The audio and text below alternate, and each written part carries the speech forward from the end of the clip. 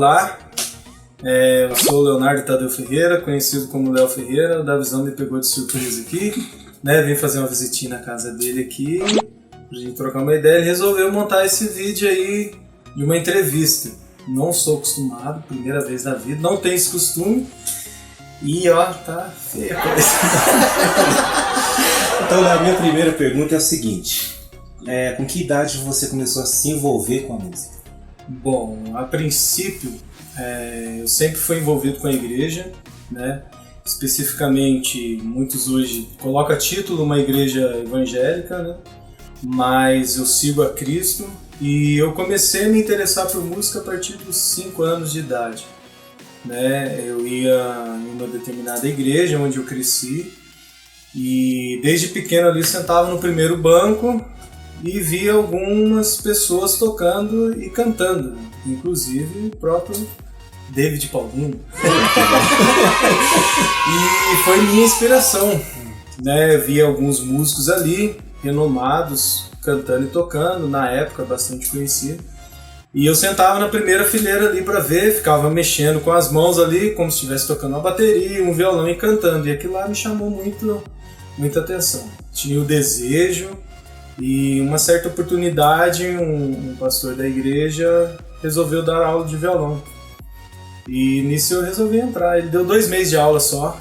E fiz 2 meses de aula com ele. Certo. E nisso aí eu fui gostando. O que eu sei hoje praticamente é mais de ouvido do que estudado.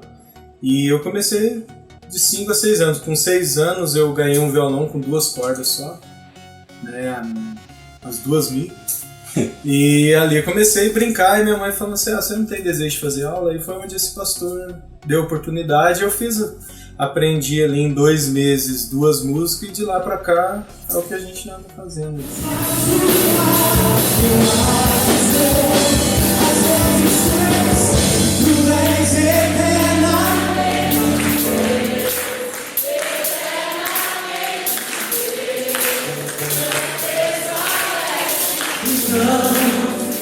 Bom, a princípio, até dos meus 7 aos 11 anos, eu tocava em casa. Meu violãozinho, algumas músicas, alguns hinos antigos, só mesmo o famoso Chá com Pão ali. E um determinado culto que teve na minha casa, uma pastora me viu tocando no final, estava no quarto tocando, e ela falou: você não tem um desejo de tocar na igreja? Eu falei assim: mas tocar na igreja? Eu não sei tocar, nem cantar muito. Aí eu fui para essa igreja e ali comecei a ir a alguns cultos, vendo o irmão que na época tocava, ele cantava e tocava, e ficava vendo ele tocando e acompanhando. Um certo dia ele arrumou um trabalho à noite e não tinha como ele estar na igreja mais. E ela, né, fui jogado na fogueira. Ela falou: então a partir do próximo culto você começa a vir. Mas eu não sabia nada. E ali eu comecei a tocar, comecei a cantar. Eles ficavam bravos porque metrônomo, nessa época, tempo, não existia. Entendi. Pra mim não. E aí eu fiquei ali. E comecei a acompanhar de uns anos. Quando eu comecei a fazer isso mesmo na igreja, a cantar e a tocar, comecei a me despertar mais pra música. No entanto, eu não gostava muito, eu gostava mais era de jogar um futebolzinho com os amigos e brincar, e o violão era mais um hobby, violão, cantar. Às vezes deixava de ir na igreja pra ficar jogando bola, o pastor até ficava bravo: você não vem no culto, e é que eu não gostava muito. Depois eu comecei a pegar a prática, e Deus começou a usar muitos pastores naquela época, que não me conheciam, não sabiam da minha trajetória de vida, e começou a profetizar na minha vida, dizendo que eu iria viajar aos 4 cantos do mundo, que eles viam uma gravação de um CD para mim, e aí começou a despertar o sonho ministerialmente. Aí eu comecei a levar mais sério, né? Comecei a procurar aula de canto. Até aqui meu professor aqui, Davi, me deu aí uns 2 anos de ajuda no início aí, nos direcionamentos. Dava trabalho para ele, mas ele me ajudou bastante, passou bastante material de voz para mim, tem até hoje esses materiais, os exercícios de aquecimento que eu faço antes de cantar, mas eu comecei a levar mais a sério. Na época não existia internet, Sim. em 1900 e couve. Não existia afinador digital, era no ouvidão. Eu lembro muitas das vezes que, para mim poder afinar o meu violão, eu colocava a fita cassete ali, no rádio ali, e ficava voltando bem no trecho onde na música tinha um acorde lá, eu voltava bem naquele trechinho ali, quando dava o som do acorde lá, eu batia a corda do violão lá até chegar na afinação. E era tudo de ouvido, cifra era bem difícil, não existia internet, nada disso. E pra mim foi um pouco complicado porque eu ficava bravo por não conseguir afinar o violão. Aí depois disso que eu comecei a receber essas pessoas usadas por Deus, né? Para dizer, eu vejo essa gravação, eu vejo você. Aí foi aonde eu comecei a me despertar. Comecei a estudar um pouco mais, não tinha muito acesso na época para estudar, não tinha muitos professores em Campos do Jordão para fazer isso, e eu comecei a aprimorar mais o que eu já tinha, informações daqui, informações dali, revista, aula por correspondência. Foi onde eu comecei a aprimorar e comecei a ter o desejo de realmente gravar um CD. Comecei a lutar por isso por um tempo, e por um tempo eu deixei de sonhar com isso. Depois de alguns... eu sempre ouvi conselhos do meu pai, da minha mãe, de várias pessoas falando: você tem um sonho, você tem uma promessa, colocou nas mãos de Deus, descanse, que uma hora ou outra ele vai cumprir. Aquele que prometeu, ele não falha. O que começou a boa obra, ele termina. E eu lutava muito, né? E quando eu descansei, quando eu abri mão, eu falei assim: Deus, eu não vou mais ficar correndo atrás disso. Quando for para acontecer, vai acontecer. Foi onde eu comecei a descansar. Mas sempre aquela chaminha lá no fundo. E o CD, e o CD. Aí eu falei assim: Deus, uma hora ele vai chegar.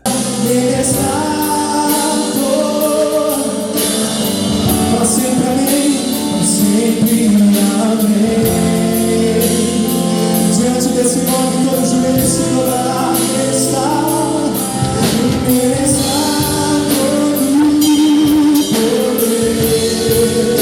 Sempre amém, amém, amém, amém.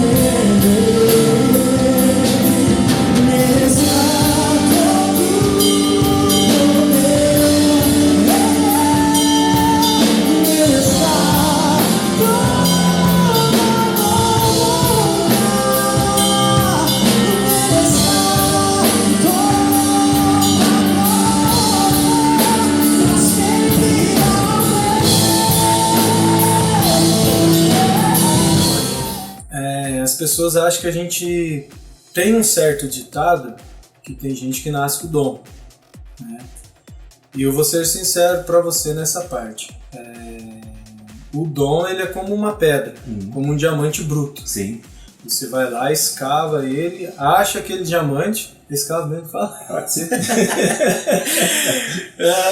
E ele já não é o diamante. Você não tira dele da onde você for tirar, ele já não é um diamante em si. Você precisa limpar, você precisa lapidar ele, até ele chegar às vezes num diamante pequeno.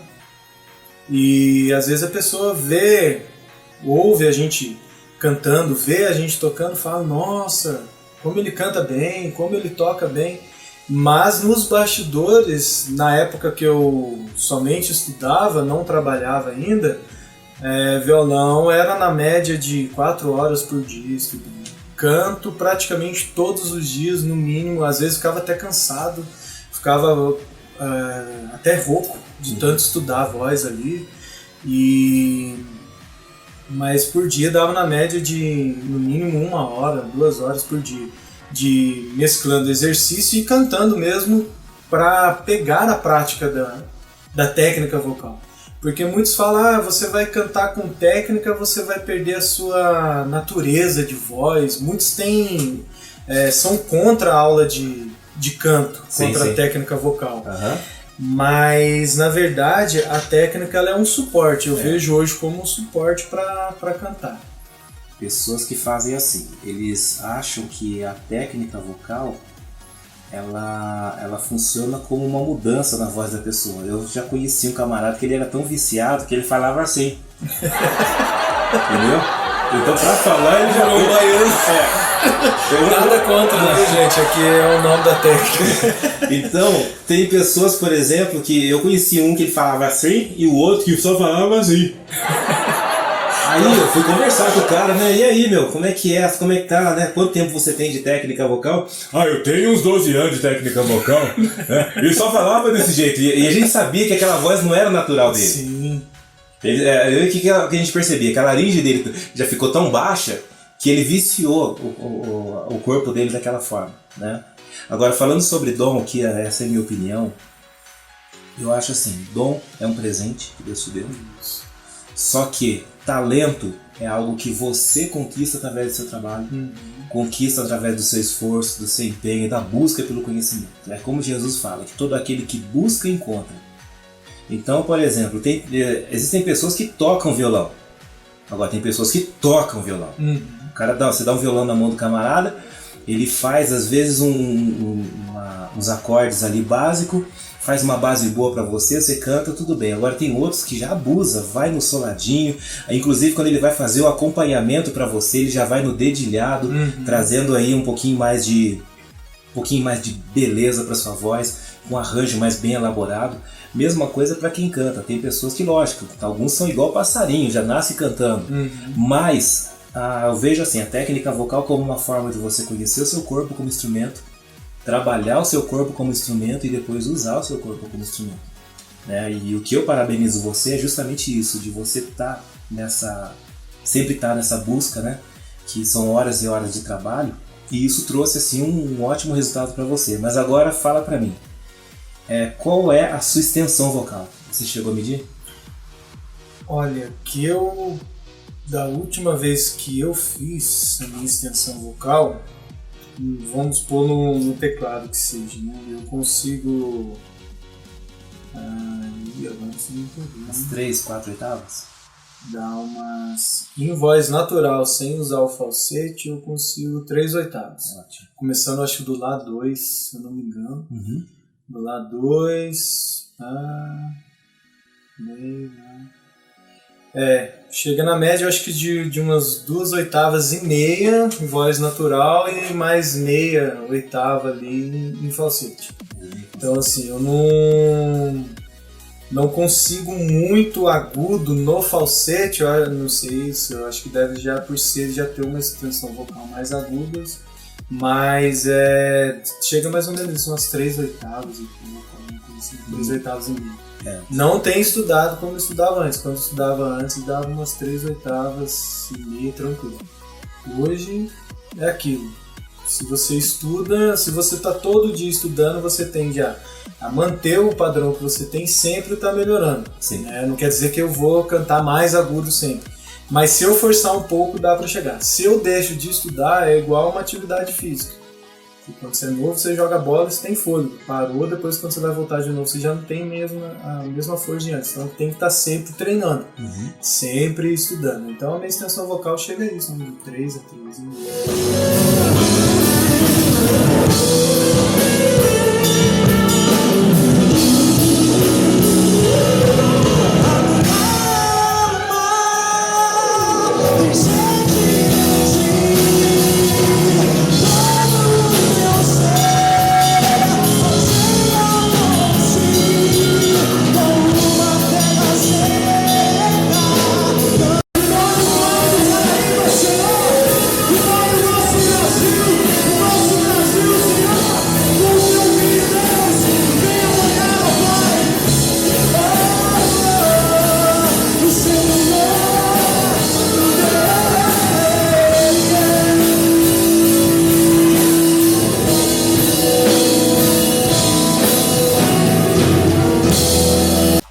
Bom, o Pastor Giovanni foi um presente de Deus, como minha vida sempre foi, sempre recebi vários presentes.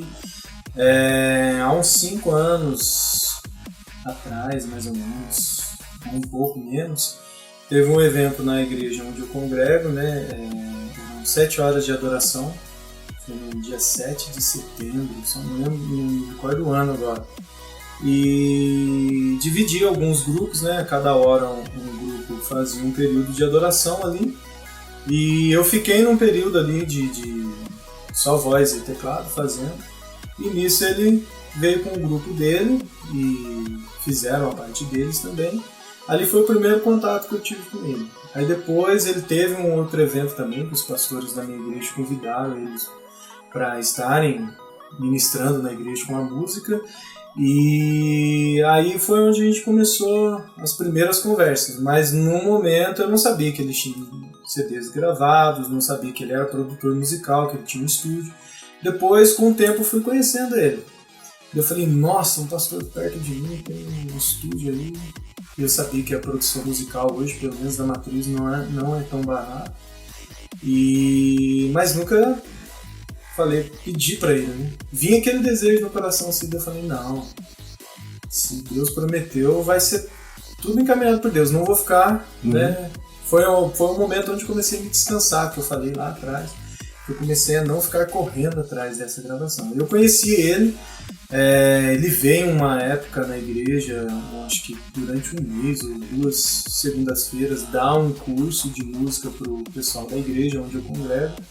E a amizade só foi crescendo.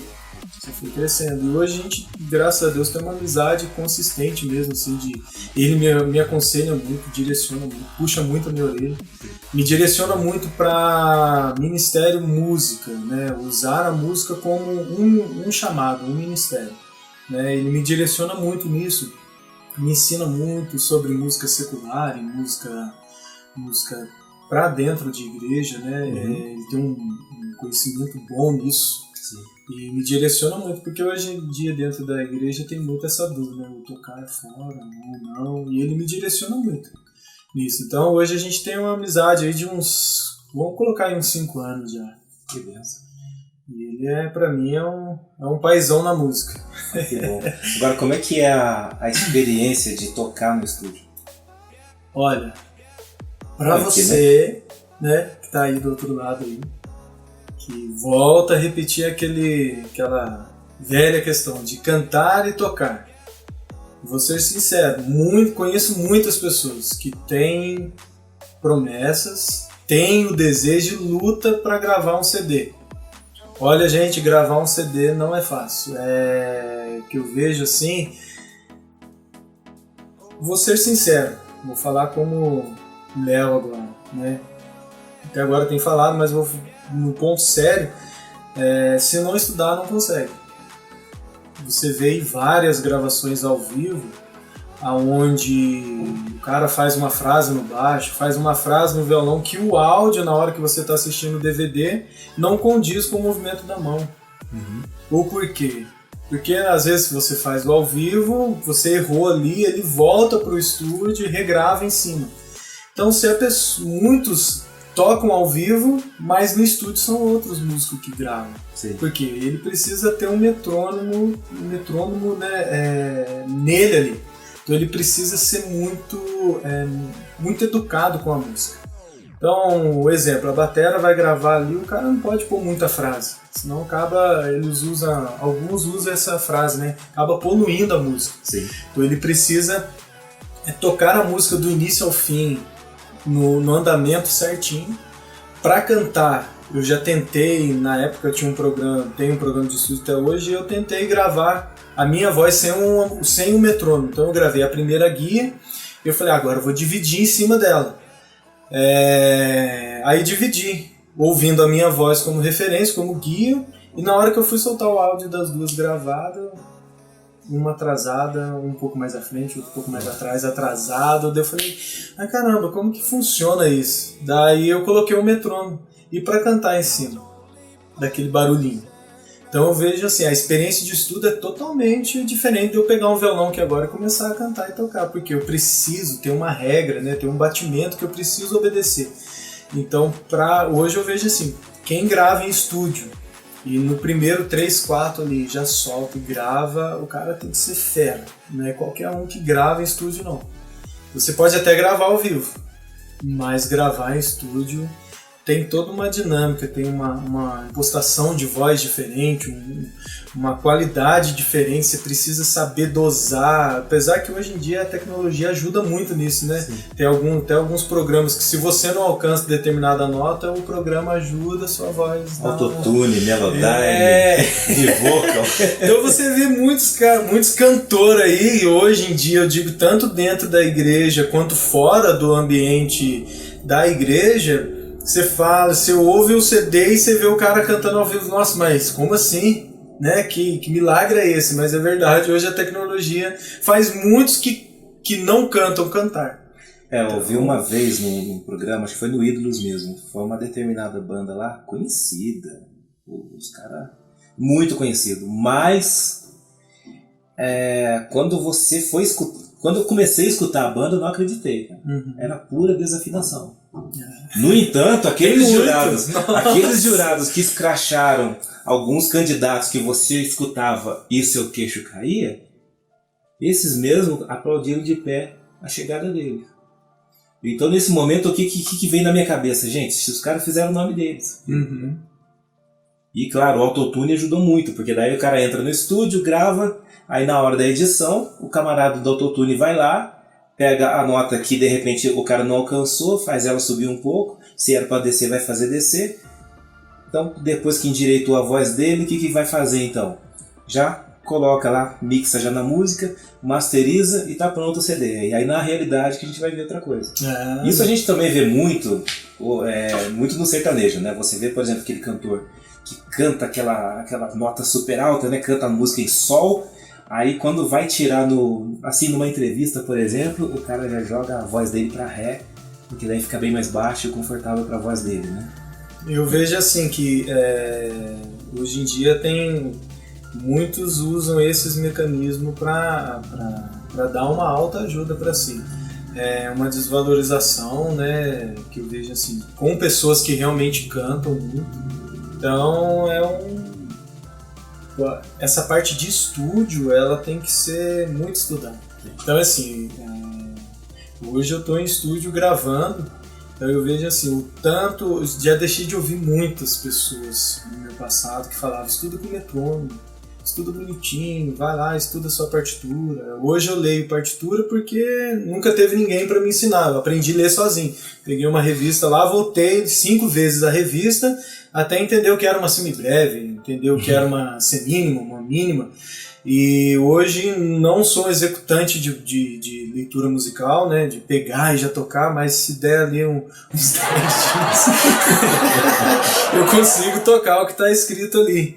Mas o quão bom seria se as pessoas entendessem isso, né? Eu vejo se a pessoa se dedicasse um pouco mais. Hoje a gente gasta o nosso tempo em coisas fúteis, não que não seja bom pra gente, mas para quem quer seguir uma carreira musical, para quem quer cantar, quer tocar, deveria se dedicar mais. Eu vejo assim, fazendo um pouco a diferença. Dentro da igreja o pessoal não busca muito isso, né? Muito busca o coração, não. Sim, o coração ele é importante, é o mais importante porque é o que Deus está vendo, mas a parte de estudo teria que ser, acho que, levado um pouco mais a sério. Respeitar mais o que Deus nos deu, que é a música, e fazer com um pouco mais de excelência, né? Certo. E o que você acha, por exemplo, da ideia de escola de música nas igrejas? Escola de música vai fazer a pessoa se encontrar. Eu sou a favor porque faz a pessoa se encontrar. Eu sou muito a favor pelo seguinte, às vezes acontece assim, o cara entra na igreja, vê lá um músico tocando, se interessa, aprende com ele, ou vai, aprende sozinho, como aconteceu com o André, né? Você lembra do André? Só que aí, beleza, a hora que o cara acabou de aprender, vamos trazer ele pra perto de nós. E vamos ensaiar, vamos cantar, vamos tocar. Só que lá um dia acontece do cara ir embora. Por alguma circunstância ele vai embora. Aí o que aconteceu? Perdeu o André? Acabou. Perdemos o Carlinho? Acabou. Perdemos o Léo? Acabou. Isso não pode acabar. Eu vejo assim, ó, Davi, nessa parte da escola de música, você vê que, eu vejo em geral, a música no Brasil, ela não é tão levada a sério, como eu já disse, como fora. Então, assim, isso já teria que ser um projeto que se escolas municipais, escola sim. da cidade, trouxesse esse desejo. Porque, assim, eu não tenho nada contra ritmo, contra estilo musical nenhum. Não tenho nada contra isso. Certo. Mas eu vejo que se nós tivéssemos esse parâmetro de aprender música como se fosse uma matéria, as pessoas iriam se encaixar. Né? Vamos voltar para o contexto de dentro da igreja, como a gente estava falando. Muitos acham que estar dentro da igreja, que aí gera uma conversa extensa sobre isso aí, né? Mas muitos ligam louvor e adoração com música, sendo que a música é um dos elementos que eu posso usar para louvar e adorar a Deus. Ela vamos supor, entre a adoração, por exemplo, vamos colocar que para adorar a Deus tem 10 tópicos, a música é um deles, existem mais 9. Né? Não quer dizer que a música é a adoração e o louvor num todo. Ela é uma da parte. Então muitas das pessoas entram na igreja e já visa aquele lugar ali. Porque chama atenção. Você estar com o microfone na mão, estar com o instrumento, dá a entender na mente das pessoas que é mais importante de quem está sentado no banco. E não tem nada a ver, porque Deus não olha dessa forma. É que as pessoas, se tivesse uma escola, a pessoa entraria nessa escola. Ela iria ver se ela realmente tem o dom para cantar. Ela ia aprender a parte teórica, ela ia aprender a parte bíblica envolvendo música e iria aprender a parte prática. Se a pessoa tem o desejo de cantar, ela ia para a aula de canto. Ali o professor iria direcionar ela, ia falar, olha, estuda um pouco mais, a sua voz não tá legal, você tá... Porque assim, há uma grande diferença você pegar uma música, porque é difícil, eu falo pra mim que canta, é difícil você cantar a música do início ao fim, as notas certinho, só se você estudar muito a música. Sim. Eu vejo os cantores de ópera, né, os cantores líricos, eles fazem muito isso. Então eles são super afinados, super, porque eles se dedicam ali 8 horas por dia cantando, de 4 a 8 horas estudando a partitura, tudo. Dentro da igreja, como muitas pessoas não têm o tempo, ela iria ver, peraí, será que eu tenho? E o professor iria direcionar. Porque hoje o que muitos ficam chateados é que ela entra no grupo, às vezes não tem habilidade para tocar, não tem habilidade para cantar, é onde desanima muitos outros que têm o chamado. Porque, vamos ser sinceros, você estar cantando com uma pessoa que ela canta ela canta em todos os 12 tons, menos o da música. Aí é terrível. Aí acaba, vamos supor, aí as pessoas têm o costume de dizer, mas Deus olha o meu coração. Beleza, Deus olha o meu coração. Aí eles usam outro versículo, Deus não escolhe os capacitados. Ele capacita os escolhidos. Mas peraí, vamos entender o versículo. Deus não escolhe os capacitados, aqueles que se julgam melhor do que os outros. Não, eu sou pronto para fazer. Então, se Deus capacita, então o que Deus faz não é pouca coisa. Então, eu acho que se tivesse uma escola, iria direcionar. Eu acho que muitos hoje ficam feridos de um dia cantar num grupo e sair porque eu não canto bem, ele me tirou porque eu não canto bem. Muitos até deixam de fazer. Muitos até morrem. Vivem com a vida amargurada, mas se tivesse uma escola, a pessoa no meio do caminho iria falar, não é música que eu quero fazer na igreja, eu vou fazer uma outra coisa. Olha, previsão, como disse o pastor Giovanni, eu espero que se nós ajudarmos ele, porque o processo dele não que seja fácil, o processo dele é mais tranquilo, que ele já está há anos nisso. Então, se nós que tocamos na banda chegarmos lá e no primeiro clique ali já executar a música com perfeição, eu creio que a gente consegue finalizar a nossa parte em nós descemos uma vez por semana. Eu acho que dá para fazer em mais umas 3 idas no estúdio, a gente consegue finalizar a parte de instrumentos. Aí depois vocal, se eu também ajudar ele nessa parte, eu acho que mais uns 2 dias de vocal finaliza. E aí o trabalho dele, eu não sei quanto tempo que ele está mesclando, né? Eu com os outros que ele já tem. Eu vou jogar aí uns 3 meses mais ou menos para estar Porque daí uns 3 meses para ele finalizar, daí eu preciso fazer a parte das cópias. Daí é uma outra empresa que faz, eu vou ter que mandar para essa empresa, para ele. Aí vamos pôr um mês, então vamos pôr aí uns 4 meses. Vamos então, chutar alto. Pro final do ano, mais ou menos. Vamos pôr aí depois de julho, né? Vamos pôr depois de julho e antes de dezembro. Né? Vamos batalhar para vir mais alto possível. Tá. Agora, qual o conselho que você dá? Essa é para pegar no contrapé mesmo, para derrubar. Qual o conselho que você dá para aquela pessoa que sonha, para aquela pessoa que de repente foi profetizado, que tem um chamado, para aquela pessoa que está de repente começando, está pensando em entrar no estúdio, enfim, para aquela pessoa que já está no meio da música e que de repente tem isso como objetivo, gravar o CD, entrar no estúdio e assim, usando essa experiência sua de vida e de tudo que aconteceu. Qual é o conselho que você dá para essa galera? Bom, o primeiro conselho que eu dou é comunhão com Deus, intimidade com Deus. Não coloque o coração no projeto, coloque o coração em Deus, porque Ele está no controle de tudo. E o tempo que for propício vai chegar. Só que aí muitos pregadores falam isso, muitas pessoas falam. Deus vai fazer a parte dele. Aí vou ter que fazer a minha parte. Qual que é a minha parte? Estudar.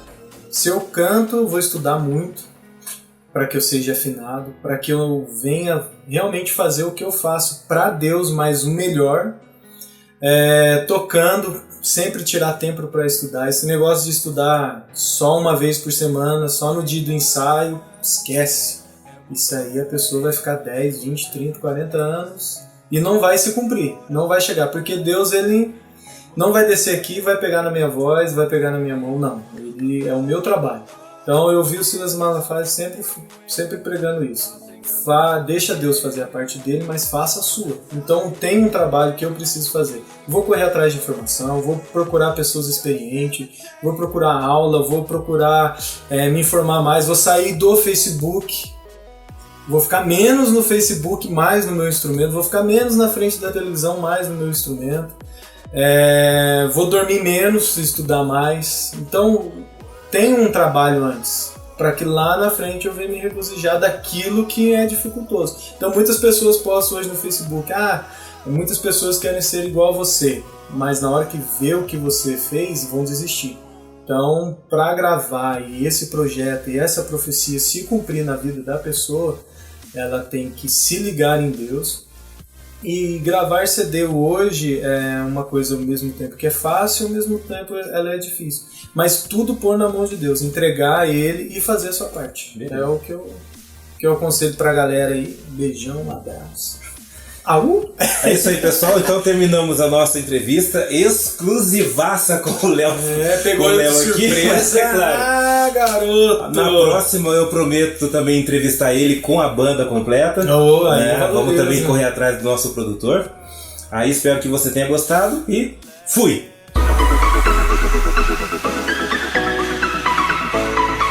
Não, assim não, Davi. Gravando. Não, assim não. Vai lá. Então, pronto. Então vamos lá. Léo, eu queria que você então se apresentasse pro pessoal que está assistindo, porque afinal de contas agora você tem seu próprio canal, Léo Ferreira e Banda Feeling. Sim, vamos lá. E aí eu queria que você então primeiro se apresentasse aí pro pessoal, né, dasse o seu... Não precisa nem falar boa tarde nem nada, porque sabe lá que hora o pessoal vai ver o vídeo, né? Fala só um olá e manda bala.